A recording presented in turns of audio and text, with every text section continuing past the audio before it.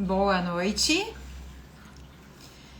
sejam bem-vindos a mais uma live muito especial hoje, uma live que vai tocar você. Boa noite, Tônio, em breve nos falaremos aí, iniciaremos o nosso bate-papo profundo. E hoje o tema da nossa conversa é além do peso. E para falar desse tema, eu pergunto para vocês, o que é que tem por trás de cada quilo? Qual é o conflito, qual é a dor que tem por trás de cada quilo que aumenta no nosso corpo? Existe uma dor, existe uma proteção, uma tentativa do corpo se adaptar a algo que a mente não conseguiu resolver, algo que você não conseguiu resolver. E para essa conversa tão especial, eu convidei alguém que viveu esse processo de forma profunda e corajosa. Como alguém que sentiu, que carregou, que transformou e ressignificou tudo isso na própria pele. Então, vocês que estão entrando aqui agora, quem não puder assistir a live ao vivo vai ficar gravada. Manda um aviãozinho aqui para quem, para algum familiar seu, para algum amigo que precisa assistir essa live para entender quais são as questões que pode levar à obesidade. E hoje a gente vai falar então sobre o que existe além do peso, o que carrega, o que a balança não mostra, o que esse peso está carregando. Então, agora eu vou ver aqui trazer o Tônio para falar conosco aqui e contar essa história para vocês. Boa noite, Bruno, seja bem-vindo. Aguardando aqui. Olá. Tô cortado aí? Como é que tá? Tá um pouquinho cortado. Vou abaixar um pouquinho tua câmera aí, Tônio. Melhorou? Isso, agora sim. Agora dá pra ver você. Bom, Obrigada, Bruno. Obrigada. Entrou um fã seu aí. O Bruno foi meu paciente, né, Bruno? Já ajudei ele aí um bocado, né? Prazer estar aqui, Andressa. Obrigado pelo convite, né? Muito bom a gente falar sobre essas questões de peso aí, né? Muito além do peso. Exatamente. Tônio, eu agradeço desde já agradeço por você ter aceitado, né? Essas questões não são fáceis de lidar, são bem desafiadoras, né? E então é um tema muito importante, muito relevante e muito profundo, né? Mas que eu quero buscar trazer um pouco a naturalidade, a leveza, porque é um ser humano que está aí dentro, né? Então é uma coisa muito delicada para a gente falar, mas que pode transformar, assim como transformou a sua vida, né? Pode transformar de muitas pessoas que estarão ouvindo, né, a tua história. Então eu vou pedir para você se apresentar. Antes até eu queria dizer que aqui, né, no caso o Tônio, ele é psicoterapeuta, mas hoje ele está aqui como um ser humano aí para contar a história dele para vocês. Pode se apresentar, Tônio. Então, eu sou Tônio Dorremba Luna, filho de Antônio Rodrigues Luna, que era um baiano, né, e de Cláudio Dorremba Luna, que era uma catarinense, que se encontraram em janeiro de 1961, no Rio de Janeiro, num baile de pré-carnaval, e depois não sei porquê, depois de 9 meses desse baile de carnaval eu nasci. Alguma coisa aconteceu nesse baile que eu nasci. Então tem longas histórias. Tem uma família baiana, uma extensa família baiana, e tem uma uma família catarinense aqui, enfim, um pouco menor também. Histórias muito sérias, muito importantes. A gente herda algumas coisas e é uma honra poder falar sobre essa questão, né? Já falamos ontem um pouco lá no meu videocast lá, né? E, enfim, e foi bastante divertido, né? A gente lidou com algumas surpresas ontem, de repente, né? Eu preciso confessar uma coisa, Andressa, eu vou confessar ao vivo aqui. Ontem eu menti para a Andressa. Eu convidei ela para conhecer o estúdio, para conhecer como as coisas funcionavam lá no estúdio e tal. Mas era mentira, porque na verdade era para participar do meu programa. E a primeira parte do programa foi sobre obesidade. Então, enfim, né? É bom a gente ser pego de jeito. E hoje aqui estou nesse lugar, né? De alguém que já teve obesidade mórbida, enfim, já tive 90 quilos a mais do que tem hoje em dia, né? Tem uma compreensão muito semelhante que a Andressa tem sobre a questão do peso. Em especial que o peso ele não é só um transtorno mental, mas uma necessidade desse transtorno, de que a gente fique ligado nesse lugar, que a gente fique protegido nesse lugar. Então tem uma coisa de proteção. E enquanto a gente não der conta dessa questão interna aí, não mudar a chavezinha, as coisas não acontecem, né? Pois é, isso é uma percepção bem importante, né, Antônio? E uma pergunta que eu faço, né, a você. Quando que você começou a perceber que o peso era um problema para você? Eu só percebia porque a gente tem, além da dismorfia, ou seja, uma mudança da imagem corporal que não permite a gente perceber, isso eu tenho até hoje em dia. Né? Se eu tiro a foto se eu olho para um espelho, eu não me via obeso. Se eu me olhar no espelho, eu não me via obeso. Se eu tirar uma foto do lado, aí eu via que eu estava sobrepeso. Mas eu tinha muito mais pelas limitações corporais. Quando eu precisava andar de avião, por exemplo, eu precisava de duas poltronas no avião. Para usar o banheiro do avião era super difícil. Então, fui percebendo por fatores externos e por pessoas que falavam isso externamente, né? Quando você se olhava no espelho, você também não enxergava isso? Não enxergava. Até hoje em dia isso é assim. Né? Hoje em dia eu sei, eu Que é o que sinto que se eu tenho chama da dismorfia, né? da demorfia, né? Uma distorção de imagem corporal que ajuda a proteger. Ou seja, eu, né, relaciono de repente a uma grande necessidade de proteção a ponto da gente mascarar, né? Colocar como se fosse uma venda ali, como uma proteção mesmo, até Uma se proteção. enxergar de uma forma diferente. Uma É necessidade dessa proteção, né? uma necessidade, é absolutamente necessidade. Então isso é importante entender, porque eu estava conversando hoje até com a porteira do meu prédio, que também tem o sobrepeso e tal, né? E para as mulheres isso ainda é mais pesado, é mais difícil ainda, né? O quanto esse olhar e essa gordofobia que tem, enfim, né, que é um dos preconceitos muito fortes, que a gente fala pouco, porque parece sempre que o obeso é uma pessoa preguiçosa e tal, e o obeso tem muita vergonha de falar, muita vergonha, muita restrição em falar, em se dizer, e muitas pessoas que têm obesidade mórbida nem saem de casa, de tanta vergonha que tem por conta disso, né? Então é um transtorno muito importante, mas, enfim, foram 20 anos, 20 e poucos anos de psicoterapia de abordagem corporal, outros métodos aí que eu segui também de tomar consciência e saber que, independente do peso que tiver, sempre eu tenho esse lugar. Então não é algo que se cure totalmente, mas é algo que a gente vai tomando consciência aos poucos. Certo.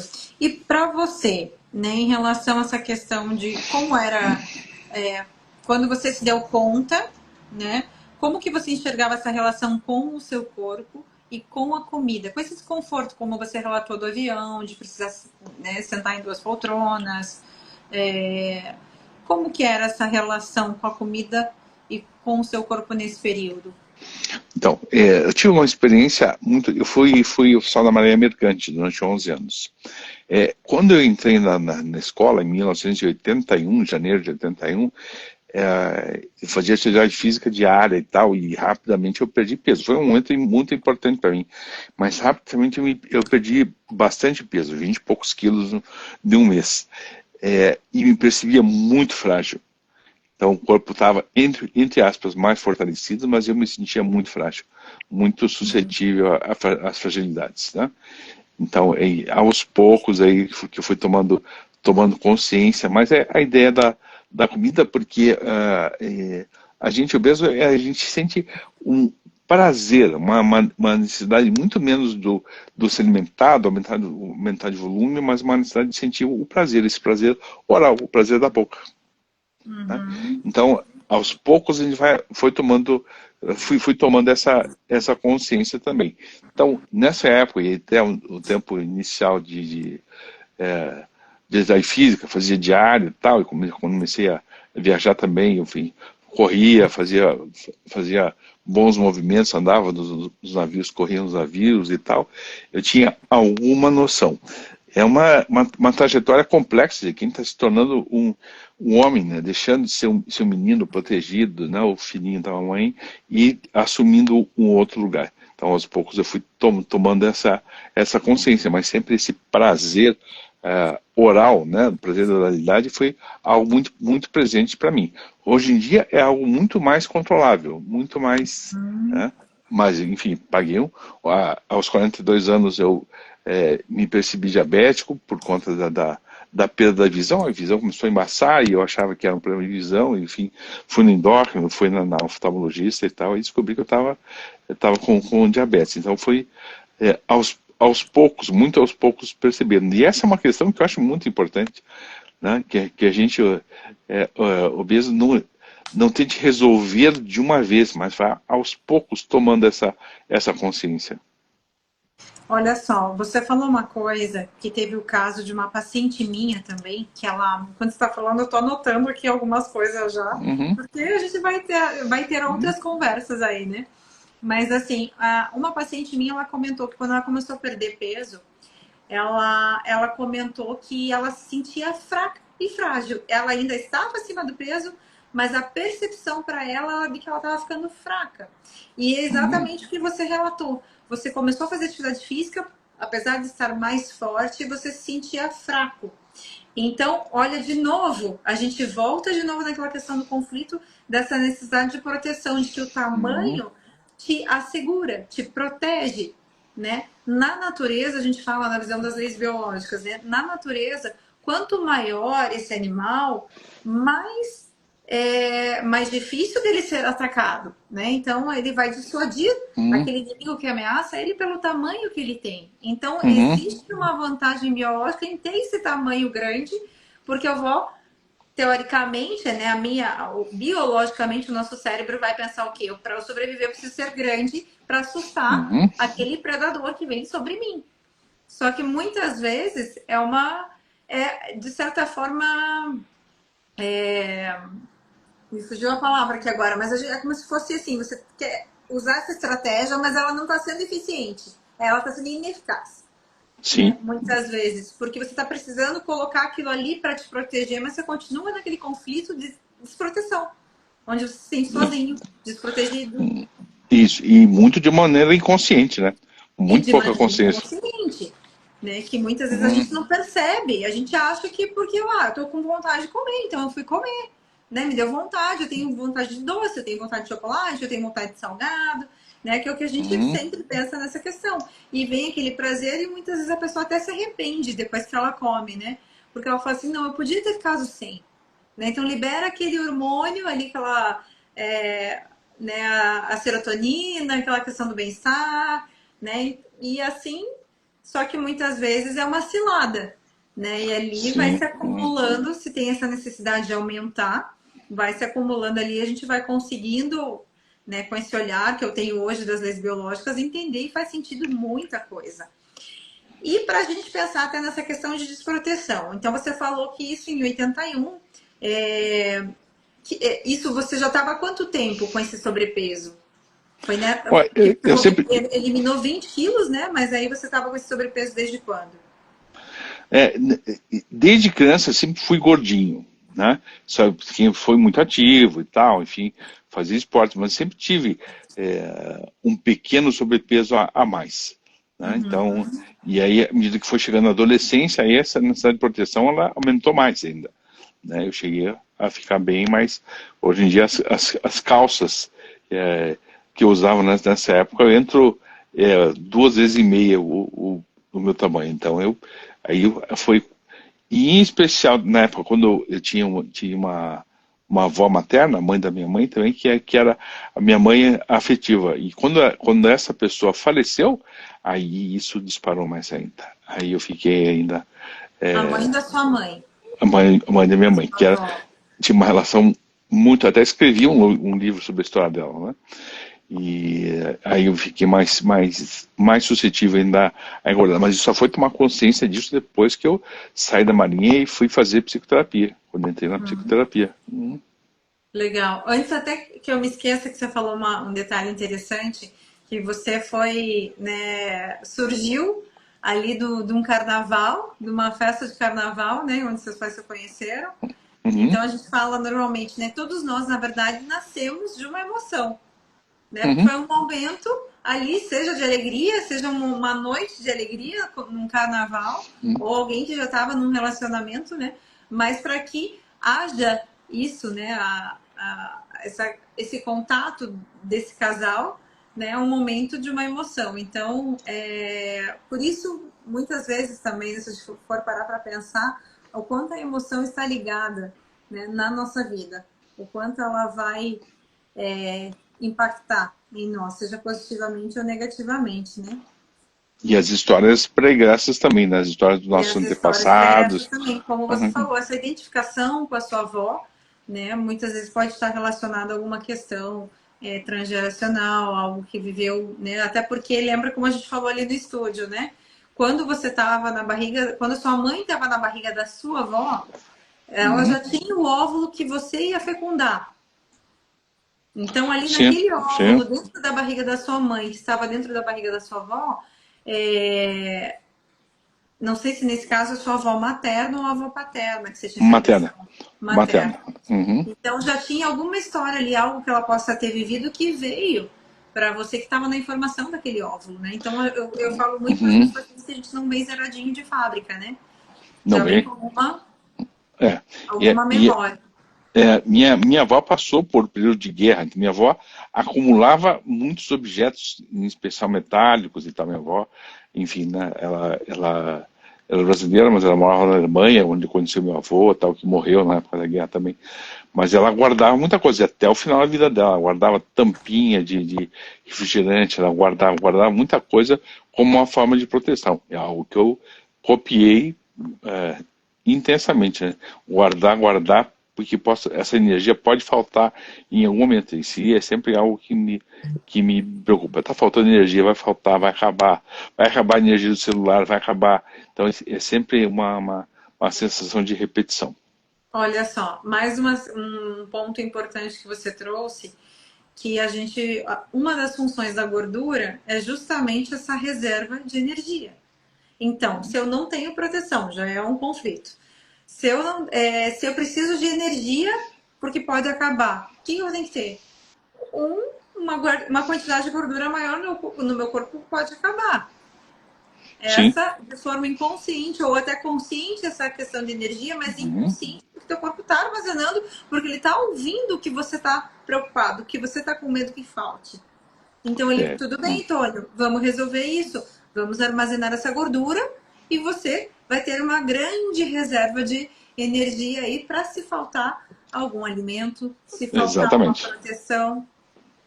Exatamente. Faz sentido? É isso que se repete. Isso eu tomei consciência nesse tempo todo aí de todos os trabalhos que eu fiz também. Agora, o obesidade mórbida ainda tem algo mais complexo que isso, que é muito mais inconsciente, mais intenso ainda, né?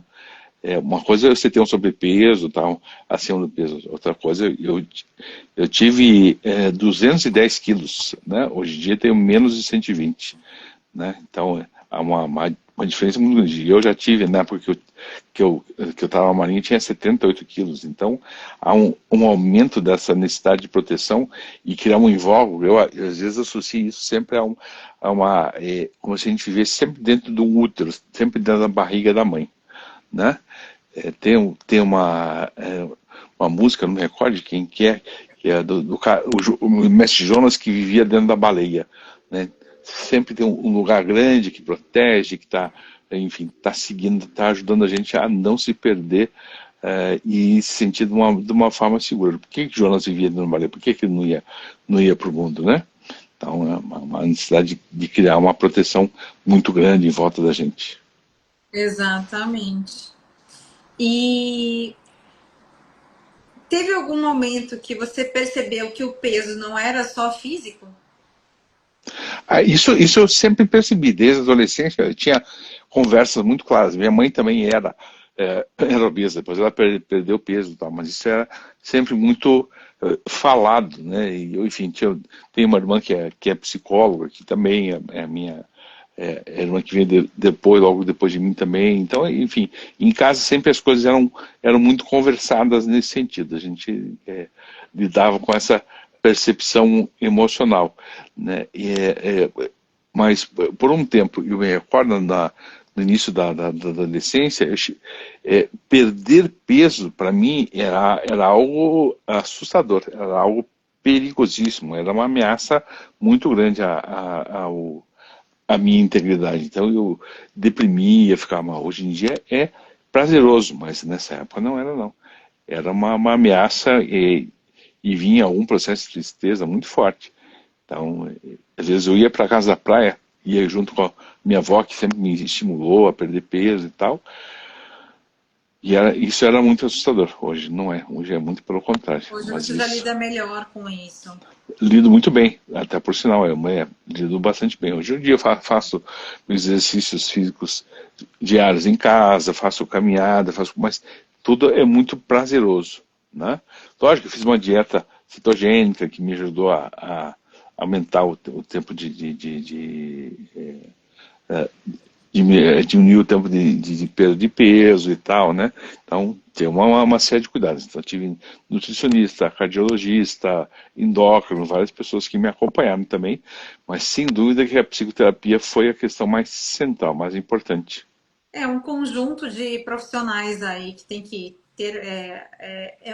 A obesidade, na verdade, ela é um conflito de conjunções de vários conflitos aí, né? Se você Uhum, for olhar, não é isoladamente só aqui nessa parte da conversa a gente encontrou dois, né? Perda de proteção e uma necessidade de reserva de energia. sim. E então, para tratamento também é muito interessante ter essa equipe multidisciplinar.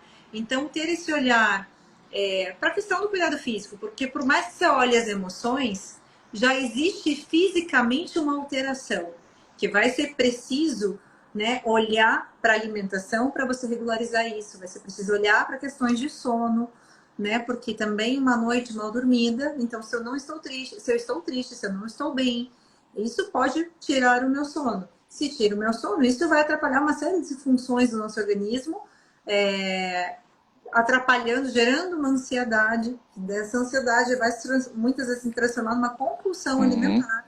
Né? Então, se algo está me faltando, eu preciso preencher, eu não percebo nem o que eu estou comendo, não consigo nem sentir o gosto que eu estou comendo. Né? Então, envolve uma série de conflitos e a necessidade de ter essa equipe multidisciplinar olhando para isso. Né? Isoladamente, a gente não vai ter um tanto sucesso quanto esse sucesso em conjunto, né, Tônio? sim, sim, sim, é isso mesmo. Exatamente. Eu percebia com muita frequência, quando eu começava a perder peso, virem algumas emoções que estavam guardadas aí dentro.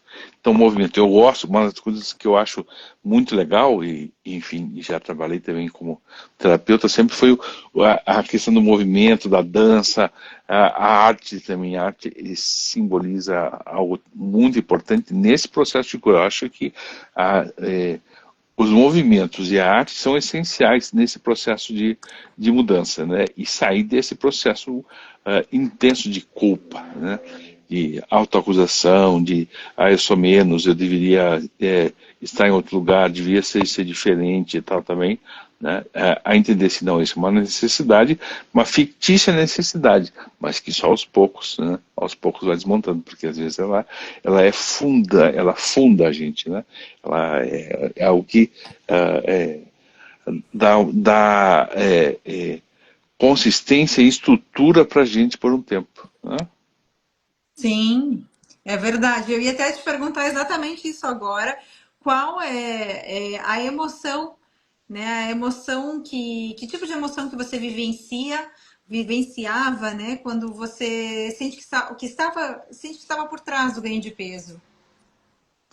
É, são N emoções, é algo bastante complexo de se pensar, mas aí tem um processo de tristeza, tem um processo perder peso. Algumas pessoas são contra essa frase, né, perder peso, mas perder é um processo de perda mesmo. Algo está indo embora, algo tá deixando, a gente está mudando de lugar, indo para um outro lugar. A gente vai acabar procurando outras soluções. Então, perder peso literalmente como era anos atrás para mim, um processo em que a gente tinha que lidar com a depressão, dessa perda de peso, com a tristeza que vinha, né, com a mudança corporal, né, é muito intenso, é algo muito intenso. Pois é, você falou uma palavra importante que eu até procuro evitar de falar para os meus pacientes, que é essa questão do perder. Uhum, Perder acaba nos remetendo a algo que a gente não quer perder, né? uhum, Então, eu normalmente eu coloco como eliminar, que eliminar é algo que muitas vezes a gente deseja, né? Eliminar esse excesso de peso, eliminar essa sobrecarga uhum. corporal, essa sobrecarga mental, né? Até a Paty colocou ali como um certo luto, né? A É isso Paty mesmo. também é psicanalista, Uhum. terapeuta homeopata, é uma grande profissional, foi minha professora na minha formação de homeopatia. Muito bom tê-la aqui conosco, Paty. É um Já certo. tivemos algumas parcerias juntas aí também. E a Paty É, também traz muita informação aí do homeossoma, né? Eu não fiz essa formação, mas qualquer hora a gente pode estar falando aqui, né, Paty, como que o homeossoma pode estar ajudando aí nessas questões de sobrepeso. é. E assim, então essa questão de perder, ela normalmente vai te remeter a algo ruim. Então eu procuro trazer isso para o paciente. Evite falar perder peso, porque normalmente aquilo que a gente perde, a gente quer de volta, a gente quer encontrar. Então o eliminar, ele acaba ficando um pouco mais, Uhum. mais leve, e uma noção de libertação mesmo desse excesso de peso, né? Eu acho como discurso, como fala, é importante a gente falar ou eliminar, mas na verdade é uma perda. Né? Na verdade, a gente está perdendo alguma coisa, está perdendo um passado para poder ganhar um futuro melhor.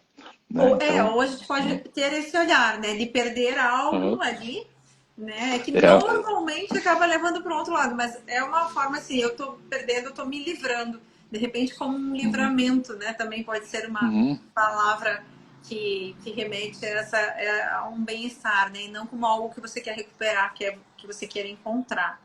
bem por aí. Bom, então, e aí você falou, né? Então, para essas tristezas, para essas questões, o que te trouxe, né? Eu achei muito interessante também essa questão que você falou do movimento da dança. Movimento é vida. Se a gente quer Uhum, viver, a gente precisa desse movimento, né? E você uhum, comentou que essa questão das pessoas que vão ficando obesas, eu vejo muito aquele programa Quilos Mortais. já vi. E Uhum, aí a gente tem muita história de dor, muitos abusos, problemas de bullying, de ataque à integridade. Então, quando criança, às vezes uma pequena brincadeira ali quando criança, que você fala, que você de repente, sem tanta maldade na intenção, o quanto isso pode afetar, né, um adolescente ou uma criança, e isso trazer esses problemas lá na frente, né? Onde você se sente desprotegido, onde você se sente sozinho, sem proteção. E muitas vezes os pais, nesse momento, por estarem trabalhando, né? A gente está lá na escola, no máximo o professor ali é um professor para uma série de crianças, né? Que não tem como proteger a gente ali o tempo todo, né? sim. Então acaba trazendo esses conflitos, esses problemas que a gente muitas vezes leva aí para a vida adulta. Uma outra coisa, eu acho que pega muito para o obeso é essa ideia que somente a pessoa que é magra e sarada tal é uma pessoa saudável, quando muitas vezes não é. Né? Enfim, ter uma certa constituição ou ter algum sobrepeso não necessariamente precisa ser.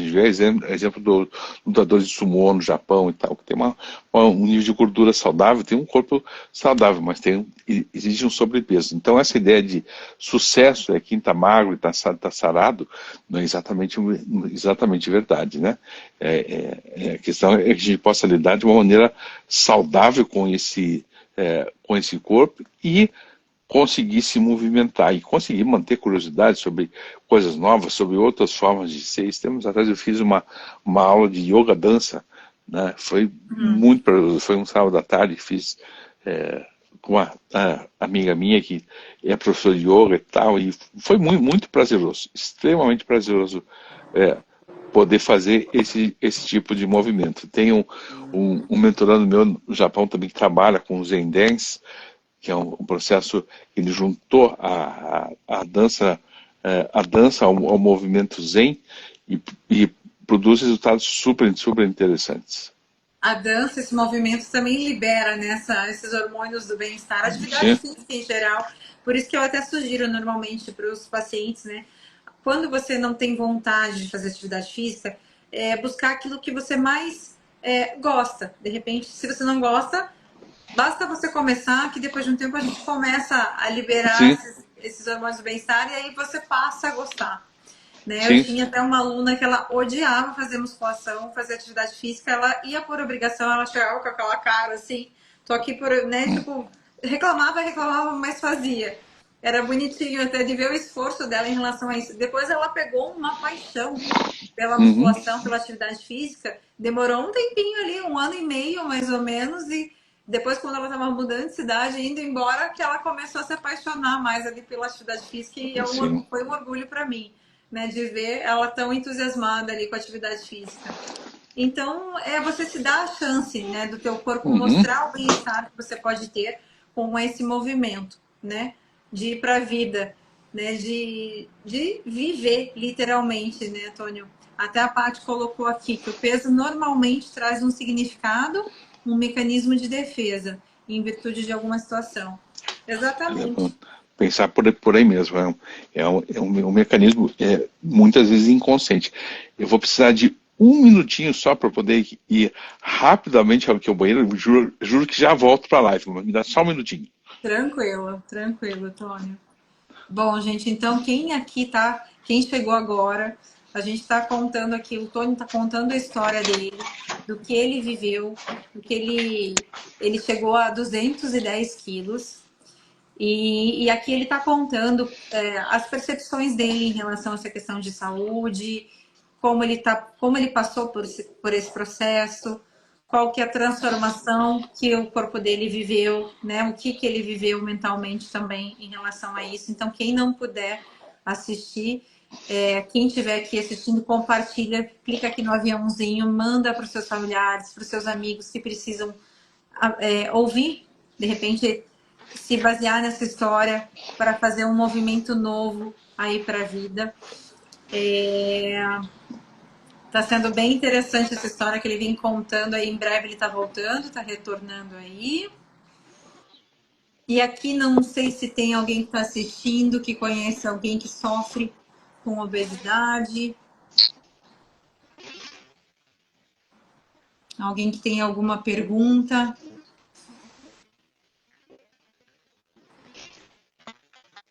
Eu vou trazendo aqui para quem chegou agora. Uma das coisas que o Tônio falou é que ele sentia muito essa necessidade de reserva de energia, né? Como se estivesse acabando a energia dele. Então, uma das funções da gordura no nosso organismo, falando fisiologicamente a necessidade da gordura, é dessa reserva de energia. Para a gente lutar ou ter a nossa rotina, o nosso trabalho no dia a dia, a gente precisa de energia. Então, a gordura ela vai ter essa função de energia, né? Para que você possa entrar no sistema de luta diária, para você trabalhar e ter disposição para isso. Eu tenho uma pergunta, eu estou voltando já, eu tenho uma pergunta para fazer para você. Como é que a microfisioterapia vê essa questão?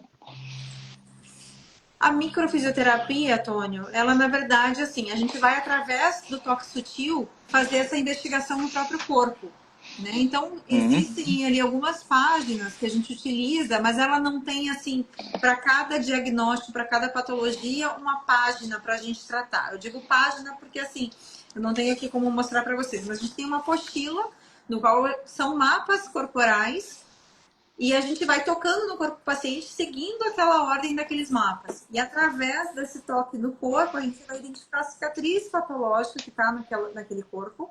Então, a gente vai, por exemplo, perceber uma perda de vitalidade naquele tecido.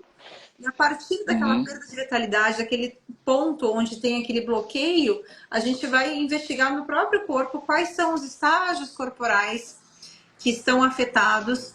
Então, por exemplo, vamos dizer que eu tenho uma dor no meu ombro. Então, eu vou lá no meu ombro começar a partir dele, né? E aí eu vou fazer determinados mapas e vou verificar. E, por exemplo, eu vou passando a mão percorrendo no corpo, esses estágios corporais. Vamos dizer que caiu o intestino, né? Se caiu o intestino, eu vou perguntar para esse paciente se ele tem alguma fragilidade, como que é o funcionamento do intestino dele. Mas de acordo com cada local que isso cai, ainda existe uma subdivisão ali de tecidos, de pré-tecidos. Se é o próprio órgão que está afetado, se é o próprio intestino, se é o sistema nervoso, o comando que vai do sistema nervoso, então pode ter um problema, não no intestino propriamente dito, mas na condução nervosa que vai para aquele órgão. Aí, ou se é o próprio músculo, então a musculatura, aquele tecido visceral, pode estar afetado. Então a gente tem como investigar ali, perguntar ali no próprio corpo o que daquele órgão está sendo afetado. Né? Então, assim, a gente vai perguntando para o paciente, a gente não vai adivinhando nada, mas o corpo do paciente vai nos mostrando e a gente vai fazendo as perguntas de acordo com aquilo que a gente vai encontrando. E ao tocar nesses pontos, a gente, via toque, o corpo entende, então estava num problema aqui, agora que o Andrés tocou aqui, agora eu entendi, e ele entra nesse processo de autorregulação. Então, a microfisioterapia, ela não verbaliza, ela não tem essa necessidade de verbalização, de a gente falar para o paciente ali o que a gente encontrou, o que significa aquilo. Claro que quem desenvolveu, né, o Grosjean, o Benini, os criadores da microfisioterapia, eles foram relacionando alguns conflitos relacionados a, por exemplo, problemas eletromagnéticos, então às vezes uma sobrecarga de Wi-Fi, hoje em dia a gente tem essa micro-ondas, uma série de coisas que danificam o nosso organismo, né? Então, através desses toques, a gente vai fazendo essa investigação no corpo. As leis biológicas, sim, aí a gente tem mais informações. Qual é a relação, qual é o conflito? Então, quando eu falo do conflito de ataque à integridade, de perdas de proteção, de desvalorização, são informações que as leis biológicas nos trouxeram. Foi do meu conhecimento em relação a essa formação das leis biológicas.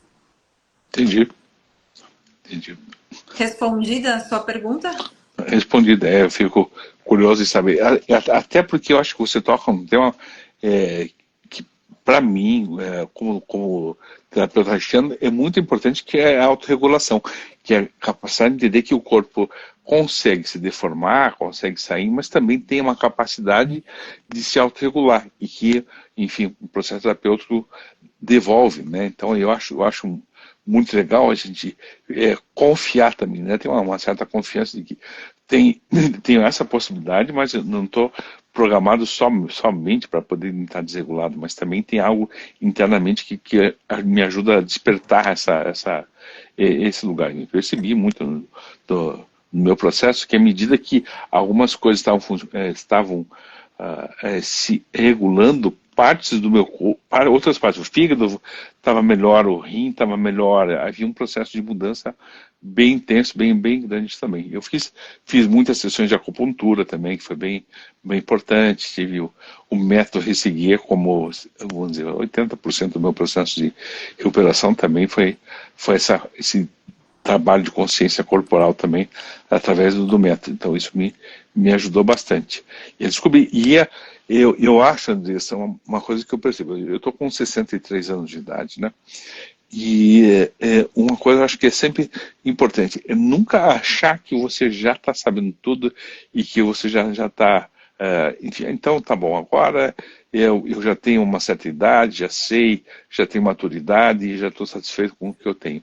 Né? Essa curiosidade, ou sempre aprender coisas novas, ou novas experiências, algumas são boas, outras são mais trágicas, mas vale bastante a pena a gente se experimentar e ser curioso também, né? É, para mim, né? Para o Tony em especial, a curiosidade sobre outros processos, sobre outras coisas, por isso eu te pergunto essas coisas também, elas são essenciais. É a indicação que a gente está dizendo. Quando a gente está curioso sobre história, sobre pessoas, sobre métodos, sobre coisas, ela é bastante interessante. Um tempo atrás, não sei se você pegou, não sei, se era dessa época, mas tinha um conjunto chamado Secos e Molhados, que o Ney Matogrosso fez parte e tal, e tinha um disco deles que mostrava eles somente como uma mesa só da cabeça para cima.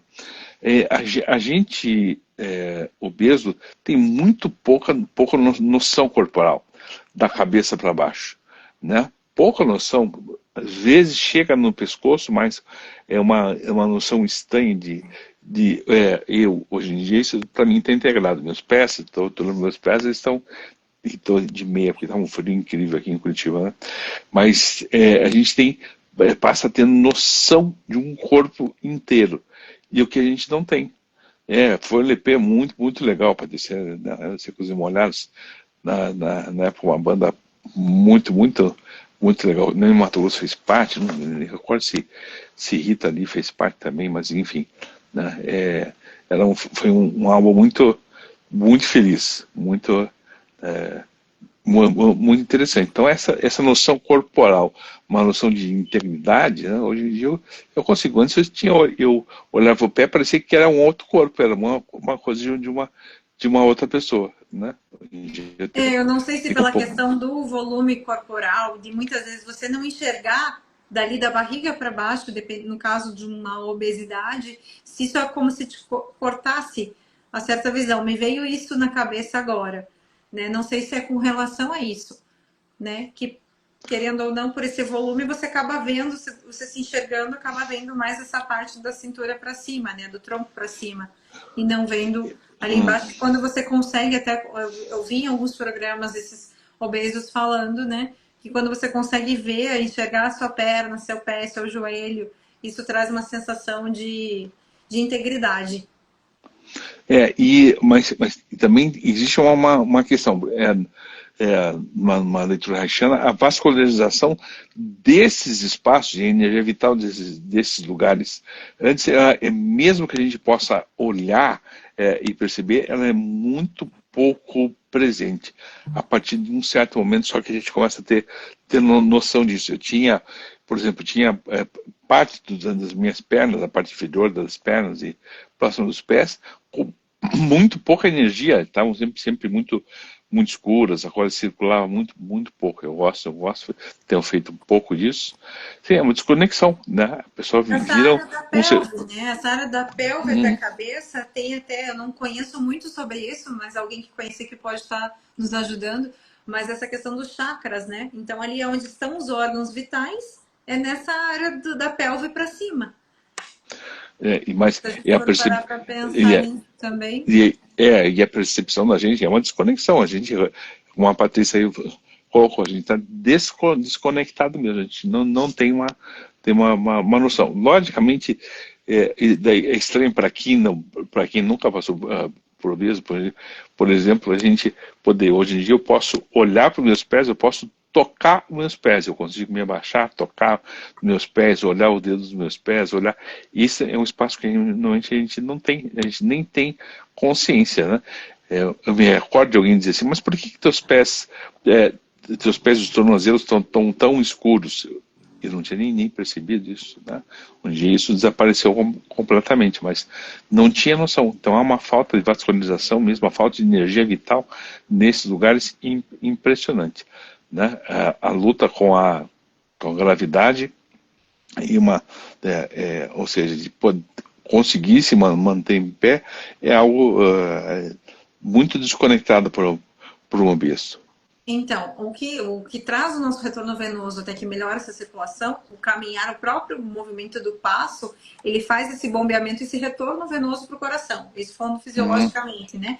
Então, a Sim. pessoa que está obesa, que está com sobrepeso, a tendência é ela ficar mais tempo sentada. Quando o paciente está sentado, ele já tem vamos dizer assim, vamos pensar aqui como se fosse a perna, os pés aqui o bumbum e aqui o tronco, né? Ele sentado, isso aqui já acaba atrapalhando a circulação. Em pé, ele teria um fluxo sanguíneo ali. Quando dobra, eu tô contraindo esse vaso, tá tendo uma constrição, então já Uhum. diminui essa oxigenação para esses tecidos, né? E Uhum. aí as nossas limitações, além do peso, né? Você acaba não saindo muito, acaba ficando mais tempo sentado, ficando mais tempo em casa, não tendo essa movimentação, diminuindo a Uhum. oxigenação para esses tecidos de fato. E ao mesmo tempo, como você falou, a pessoa tende a se isolar, né? Ficar ali dentro de casa. Eu não vou mais sair, até por vergonha de uma questão estética, que é um outro conflito que entra no conflito de silhueta, que a gente chama, né? Na visão das Uhum. leis biológicas, e vai levando a uma série de complicações. Né? E uma coisa que você estava falando até ali antes, quando eu estava falando das leis biológicas, da microfisioterapia, nosso corpo ele é matéria e energia. Então tem uma série de questões, por isso que eu sou tão apaixonada pelas leis biológicas e pela homeopatia. Porque você tem como trabalhar, é muito importante você trabalhar essa questão verbal, que a gente pode estar trabalhando nas leis biológicas ou nas psicoterapias, nas psicanálises, mas a importância também do toque sutil, um tratamento através de toque sutil, para ter essa informação que vai na velocidade da luz, né? Porque a nossa pele tem Uhum. receptores e que vão trabalhar nisso para trazer essa autorregulação. E a própria homeopatia, que ela vai trabalhar nessa energia, nessa frequência, além de radiestesia, né? A Patrícia também conhece muito aí sobre a radiestesia, até fiz também uma formação com ela Uhum. da mesa radiônica. Então é o nosso corpo, é esse sistema que eu sou tão apaixonada, né? Que eu fico impressionada com a capacidade, né, a inteligência desse sistema que está todo integrado e que a gente tem que olhar para isso, né? Olhar para aqueles sinais que o nosso corpo está dando, aqueles sintomas, que a partir daquele desconforto, aquele incômodo, aquela pressão, aquela alteração, você olhar para aquilo e ver o que está por trás daquilo tudo, onde que aquilo vai te levar para você identificar e poder tratar e aquilo que se repete ali regular esses padrões, né?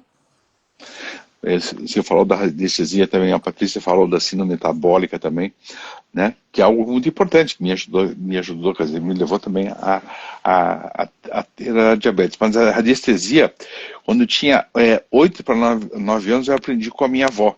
E até eu encontrei o poço artesiano da nossa casa de praia através da radiestesia. E foi meu Olha que primeiro trabalho. bacana! Eu ajudei o cara que estava acabando no posto, depois foi meu primeiro trabalho remunerado, devia ter uns 8 ou 9 anos de idade. O que você É, usou para encontrar esse poço aí? na época a gente usava uma varinha, uma A varinha que varinha? é a varinha. Eu achei que fosse um galho, que tem uma opção de você encontrar com aqueles galhos, né? Bifurcadinhos também. Não, mas esse é um galho bifurcado, quando ele chega no lugar da água, ele vai para baixo. Hoje em dia eu Ele tenho, vira. e em algum lugar eu uso pêndulo também, eu uso algumas coisas aí legais aí também para quando eu preciso perguntar alguma coisa. A gente dizia, A forquilha ali que a Paty falou. isso. A minha família sempre foi muito ligada a essas questões, a esse olhar para isso. A gente teve na minha infância visita de pessoas lá em casa extremamente interessantes que falavam sobre essas experiências e outras coisas que a gente nem fala na live aqui, porque são várias outras pessoas, mas foi muito, muito legal. Então a gente já aprendeu com essa coisa da forquilha mesmo. Tinha uma árvore que era mais propícia a fazer isso, mas com o próprio piano você achava e tal. Então era bastante curioso. Hoje em dia, quando eu preciso fazer algumas perguntas, eu uso bastante a anestesia também para usar da intuição, né, de uma forma mais efetiva também. Que legal. Tônio, e me conte uma coisa, quando que você começou nessa virada de chave na sua história? que ajudou você a eliminar esse homem extra que saiu aí de 90 quilos de dentro de você? Marmelo, a gente, eu usei uma exatamente de goiabeira, mas também se usava de marmelo. A gente tinha uma goiabeira lá no quintal de casa, a gente usava isso. Normalmente, quando outras pessoas provocam e dizem assim, você já percebeu, né? É muito pouco autoconsciência. Então, eu tive um processo de mudança muito grande. Quando eu saí da Marinha, então eu parei de fazer atividade física diária e tal, mas quando eu saí, na época eu já fiz vários cursos de terapia corporal, de massoterapia, tanto que eu vivi da massoterapia, no tempo que eu estava na faculdade, eu me sustentava pela massoterapia. Fui aprendendo aos poucos, e quando entrei na terapia Rachana com a minha primeira terapeuta, que foi a Sônia Guide, hoje em dia ela, enfim, já está aposentada, mora nos Estados Unidos e tal. Foi quando eu comecei a ter uma noção. Depois fui fazer uma formação em psicoterapia corporal, mas comecei a ter uma ideia mais precisa disso. Comecei a ter uma ideia dessa visão haitiana sobre as coraças, né?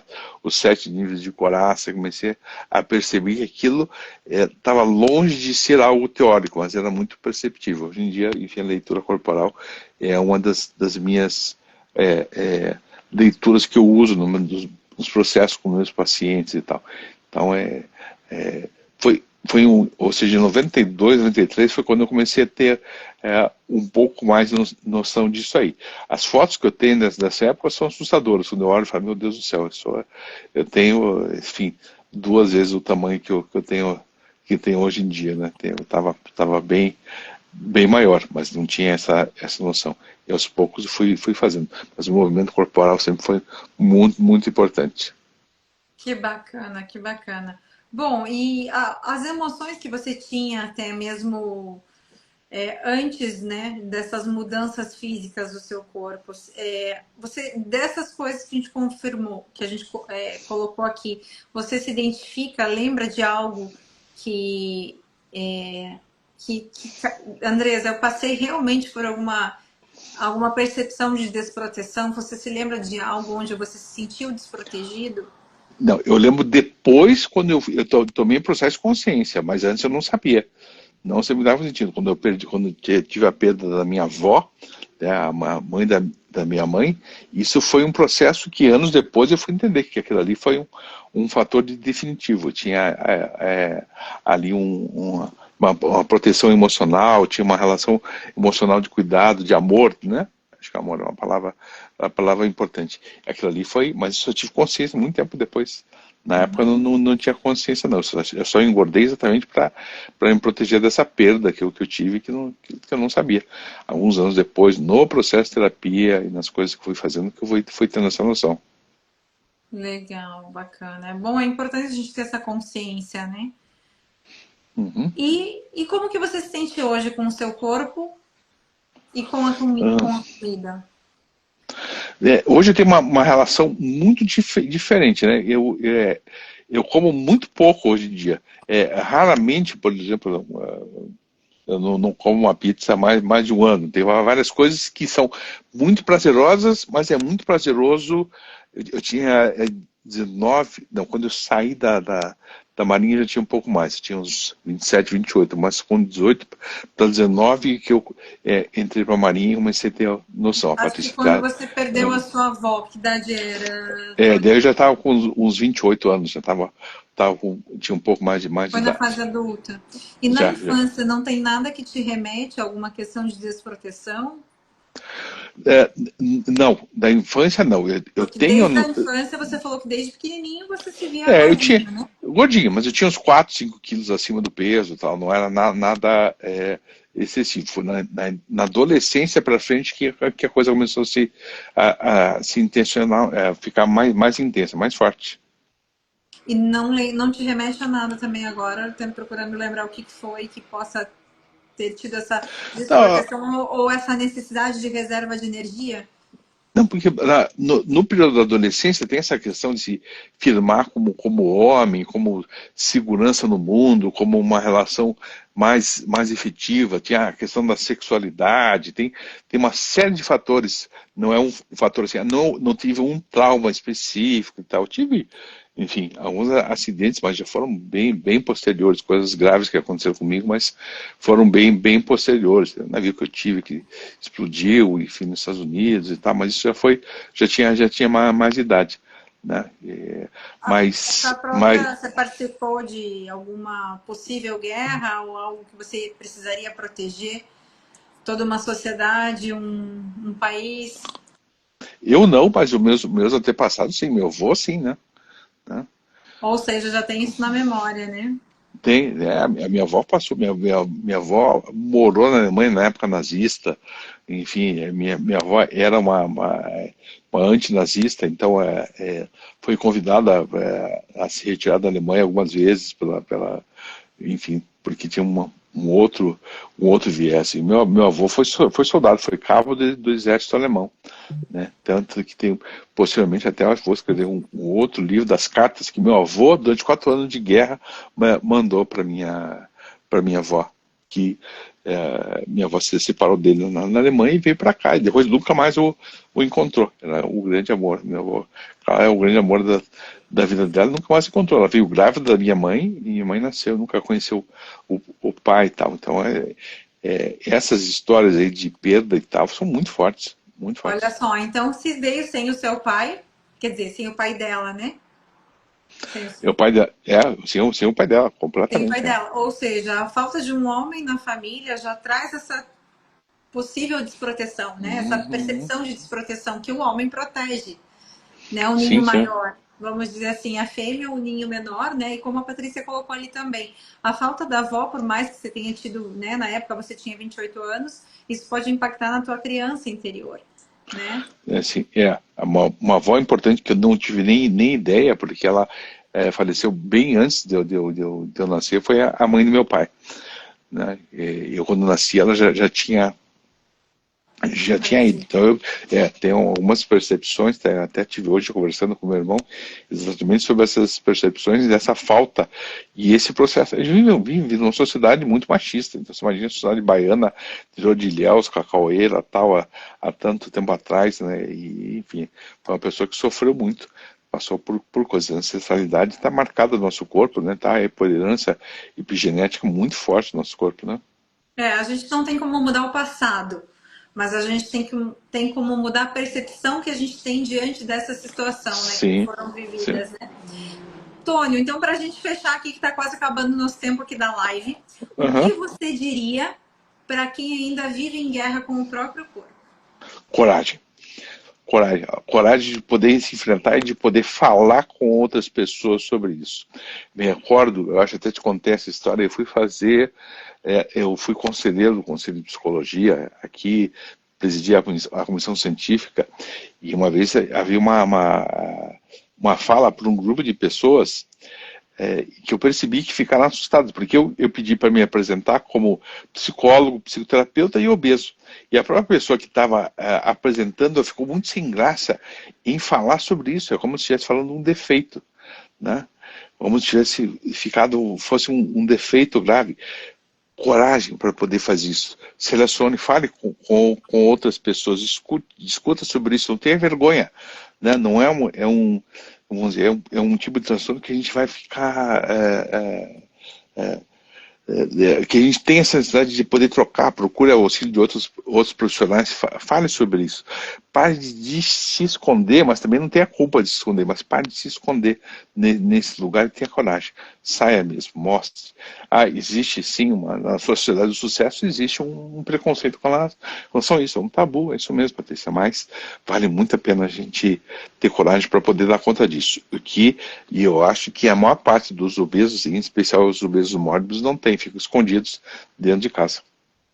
É o julgamento, né? Infelizmente é uma coisa que a gente não tem como controlar, né, É Tônio? isso. Essa questão do que as pessoas vão falar sobre mim, Uhum. que eu falo do conflito de silhueta, né? Sim. E realmente, como a Paty trouxe aqui, parabéns porque isso que você está fazendo é externalizar o que você viveu, a trazer a tua Sim. história. Aqui, o quanto a tua história pode ajudar uma série de pessoas a sair desse casulo, né? Sim. Sair dessa prisão interna, muitas vezes mental, porque está na cabeça dele, né? Ele Sim, está sim. grande, está obeso, enfim, mas isso é um problema que ele está carregando, né? Não tem nada a ver comigo, né? Não é problema meu o que aquela pessoa está carregando. Agora, se eu puder aqui, também como terapeuta, ajudar a orientar, não precisa ser como o Tônio está vindo aqui numa live falar sobre isso, mas procure um terapeuta, procure um psicoterapeuta. Tem várias linhas aí para te ajudar, com as leis biológicas, microterapia, psicanálise, homeopatia, são vários profissionais que podem te ajudar nessa questão da obesidade. Olhe para você. Esse é o recado que eu digo, né, que eu trago aqui para quem está assistindo essa live e para que possa ter essa coragem como o Tônio colocou aqui para nós. Tônio, muito obrigada. Né? Obrigado pelo convite. Aqui, então, eu quero te agradecer mais uma vez por você estar aqui, disponibilizando do seu tempo, né? Dando a sua cara, né? A sua coragem. Ó, a Francisca. Legal, a Francisca falou. Né? A Francisca, assista que depois a live vai ficar gravada, você vai poder assistir e ver. E para quem, né? Se essa conversa tocou você, eu tenho um workshop sobre emagrecimento que você vai conseguir entender uma série de situações que estão relacionadas a isso. Então, clica no link da bio, tá? Para você participar desse workshop, entender um pouco mais, olhar para você, tá? Fica o meu convite aí para vocês. Mais uma vez, um grande abraço, Tônio. Um grande beijo aí para você. Obrigada pela tua presença aqui conosco nessa noite. Prazer. Obrigado aqui. Então, pode contar comigo. Quando precisar, estarei por aqui. Maravilha. Obrigada. Tá bom? Tchau, tchau. Boa noite a todos. Um grande abraço aí para vocês. Tchau, tchau. Tchau, tchau.